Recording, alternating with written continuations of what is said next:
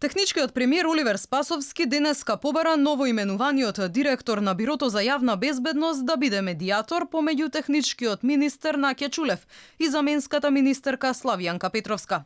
Тој застана во одбрана на своите кадри. За нас е многу поважно да функционираат институциите, да се одржи безбедноста и токму заради тоа сметам дека задачата која што ја добил директорот на Бирото за јавна безбедност да ги согледа сите тие состојби и би рекол со една одлука која што, односно наредба, телеграма, не знам како да ја наречем, која што беше испратена, се укинуваат сите наредби, се покажа дека тоа не е најисправниот модел и очекувам дека тоа денеска ќе го затворат во Министерството за внатрешни работи. 3 години по првата техничка влада, партијата на Спасовски секојдневно торпедира со соопштенија за наводни обструкции од страна на техничките министри и заменици, предложени од опозицијата.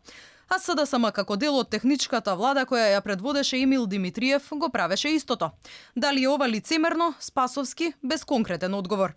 Таму каде што има проблеми, мојот апел и како премиер на владата и во меѓусебни контакти и разговори со министрите, дополнителни заменици министри, со замениците министри, да го решат тоа преку диалог. И тоа се покажува дека ако седнат и ако разговараат, ќе дојдат до диалог. Јас ги разбирам и едните и другите, и оние кои што се дел од владата веќе овие 2,5 години, оние кои што доаѓаат сега со нови мотиви и така натаму, дека треба да се докажат пред политичките елити за тоа што се поставени, дека треба да влечат потези.